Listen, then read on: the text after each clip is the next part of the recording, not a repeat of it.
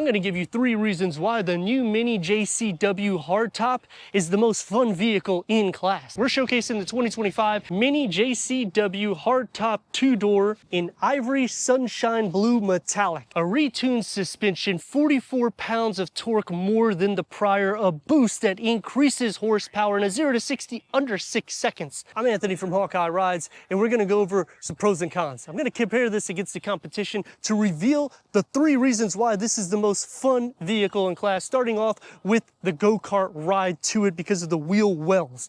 You're literally right on top of the front wheel. So whenever you're doing dynamics with this particular vehicle, it just kind of spins around. It's very playful. The circular LED lighting with the stripe on the hood, the grille has been reconfigured so it's a little bit more minimalistic. You're getting the checkered flag with the John Cooper work print, all glossy black, so I like how they have highlighted the whole front fascia because it really makes it look a lot more aggressive. Now, going against the Hyundai Elantra N, it's not a hot hatch, it's a sedan. So you'd have to go against the Civic Type R, in which it's going to be a little bit more money. It will be quicker on the 0 to 60, but if you're taking bends on the road, this is going to be more playful. Similar to the Golf R, no manual transmission, only a 7-speed dual clutch Steptronic automatic transmission. But what's housed underneath the hood is impressive because it's a 2.0 liter mini twin power turbo 4-cylinder producing 228 horsepower and 280 pound-feet of torque. And that's achieving 27 mpgs for the city, 37 mpgs for the highway. Redesigned 18-inch John Cooper Works lap spoke wheels. Calipers in red with the checkered flag. The dynamics has been retuned. So the JCW suspension is altered to make it a little bit more of a rigid drive, but it's also going to be a little bit more composed. So I like how they've made it where it can be a daily driven car and still a performance go-kart.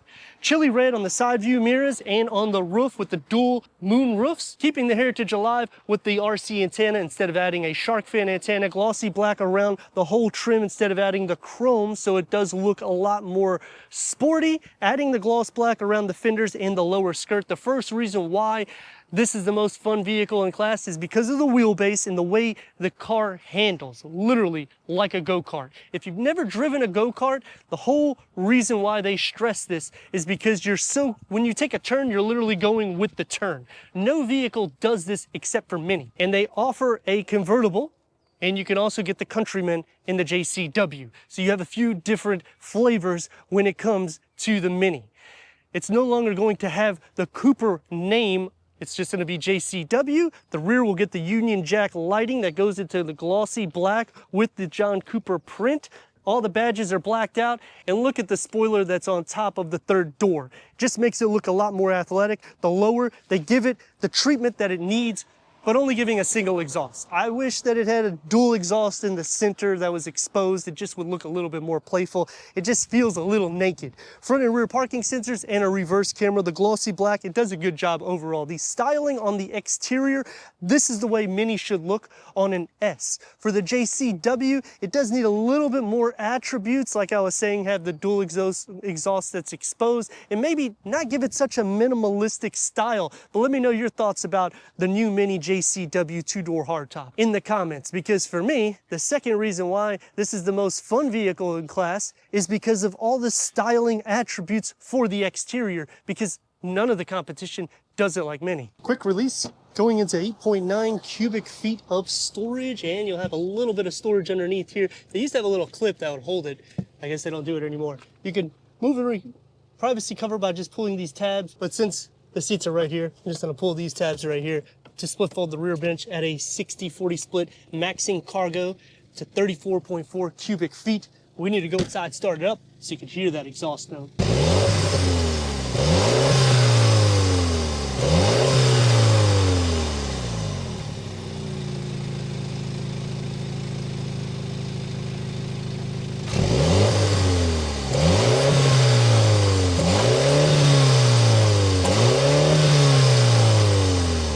Key fob to the new Mini JCW 2-door hardtop.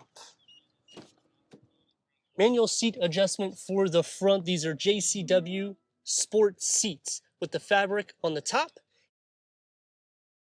John Cooper Works kick plates. And the interior You're going to notice the updates with the 9.40 LED touch screen with the woven cloth that goes across the dashboard with the ambient lighting going on to the door pocket. 12 speakers through Harman Kardon, 365 watts, 8 channels, and it's not a driver focused setup, so everybody can be engaged. Let's fire it up. Let's fire it up.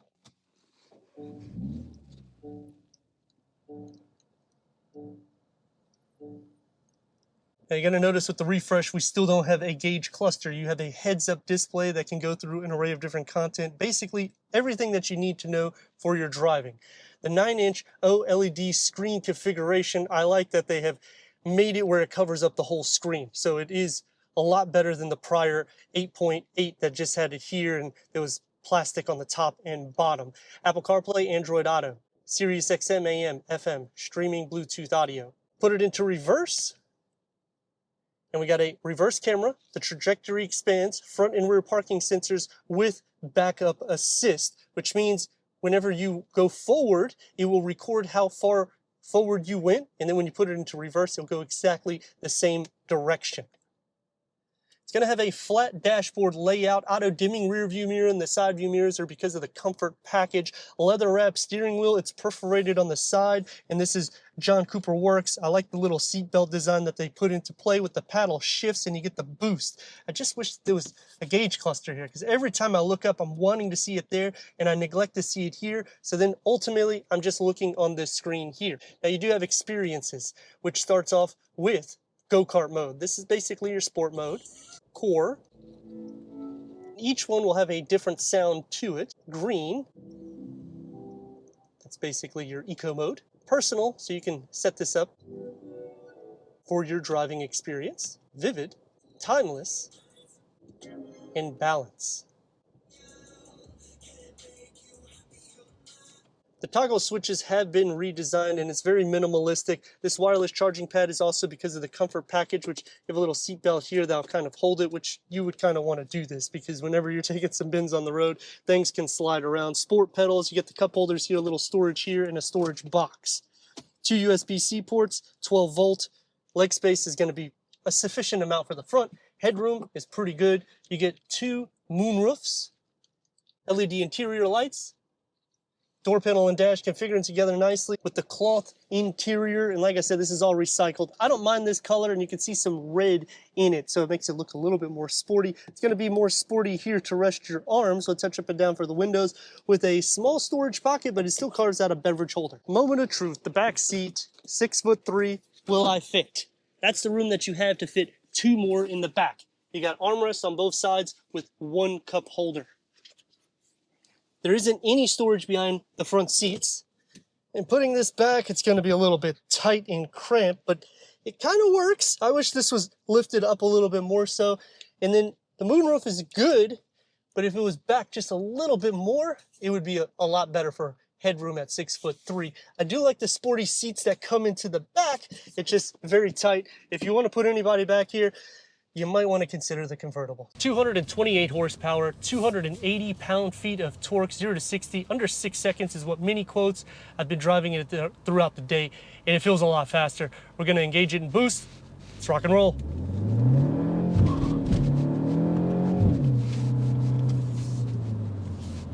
I mean, we're already at those speeds. Insane how fast this thing really gets up to speed.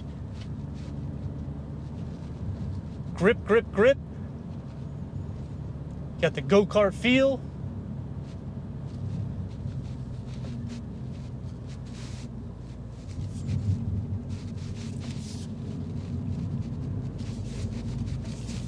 Look at this.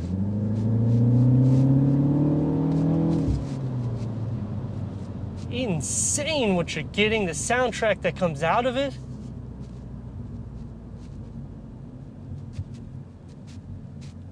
It's definitely keeping the recipe of Mini alive, so I appreciate that Mini's doing that.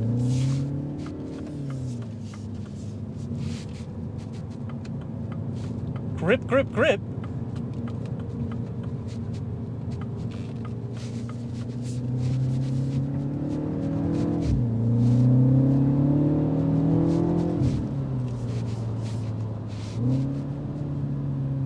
man.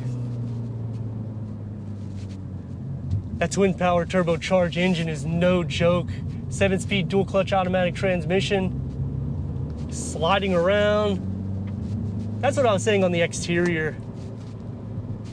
You can't get the same pleasure of a go-kart in any other vehicle. Like, Mini's the only one that does this.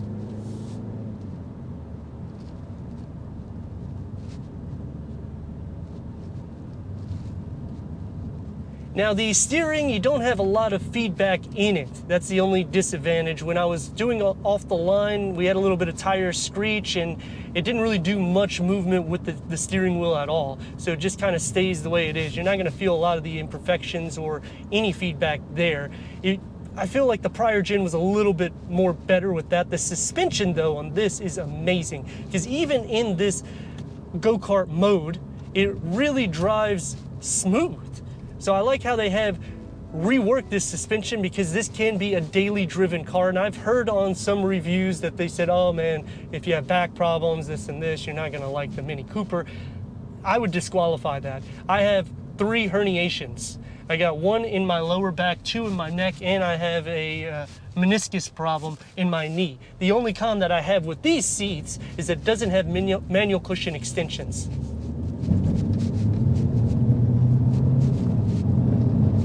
Now, obviously, if you drive over nothing but potholes, you're gonna feel a lot of the imperfections. It's gonna take me to some pros and cons. Starting off with the pros is we get increase in torque. You increase in horsepower when you boost for 10 seconds, and it just really unlocks like a load of power, which transforms this whole vehicle. It doesn't want to stay planted. That's the only disadvantage. But when you're a vehicle that's only a touch over 3,000 pounds, what do you expect? Cargo isn't bad. MPG's is actually really good. I like the 9.4 OLED screen configuration. I dislike we don't have a gauge cluster. I'm not a huge fan of these recycled materials because I'm at a $40,000 price, but in the same category, I don't mind it being this color because now I don't have to worry about it being dirty, and it has like this little red sparkle. I think they did a good job. Touch and feel to the vehicle, it really keeps the heritage to Mini alive. It still has some road noise that comes in. It is a little bit better in the sound deadening.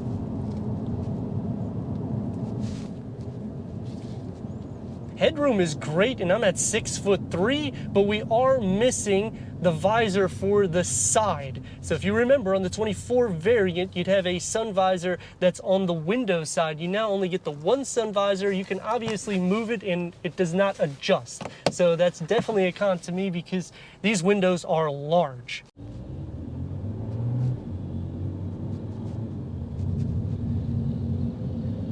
The way they have tuned this engine is just unmatched, because when you go into the S, I have a few reviews of it. It has some good power, don't get me wrong, but this is literally tuned where if you let off the gas, it's still ready to function, and because it's paired with the 7-speed dual clutch automatic transmission, it makes shift patterns seamless. Some other cons is the interior. They have stripped it a little bit. They do keep some of the heritage, but you still have to option packages in order to get a wireless charging pad, and this is 2025. The price has increased for the vehicle, so I would have liked to see some of these things coming standard. I get it for a auto-dimming rear view mirror and the side view mirrors. Mini typically charges you for those things, as well as the wireless charging pad, but since this is a refresh and you're in the JCW, give us a few features. And I guess the big problem that I have with the Minis in general is you have to pretty much do everything through the infotainment screen, and in some cases you're going to be looking at this for how fast you're going because you no longer have a gauge cluster, which that takes away some of the pleasure to the vehicle, especially when you finally get the paddle shifts, because in the S for North America we do not get paddle shifts. You can only get it in the JCW, and then only giving us one tailpipe. It feels a little bit naked back there. Even though you have a very aggressive exit, the front, I think they polished it off well, taking me to the last reason why this is the most fun vehicle in class, not only because it's a go-kart feel of a drive, which you've already seen, not only the styling elements, but it feels fun every single time you push the gas. Now, I've driven a lot of cars, and you've probably seen it through the channel. There's a ton of cars that give you that fun, but it's just something about a Mini when you're pinning it on a bend and you're just living it up like this, and you want to do this daily. Like literally, this is a vehicle when you would take your kids to school if you're a family. You're gonna have so much fun with it that it's worth the price. Now, because it's not the fastest in class, usually I would knock it, but because all the dynamics is here, the true essence of Mini Cooper is still alive, I think that they nailed it with the new JCW. Turn radius, it's about a lane-ish. Let's rock and roll. Mini at its best. Oh, it's such a fun vehicle. Vehicles like this, you just don't want to give the keys back, but let me know your thoughts in the comments. And if you're new to the channel, consider subscribing. Check out this next video. Leave a comment and a like, and I'd like to thank our friends here at Mini of Wesley Chapel for this new 2025 Mini JCW.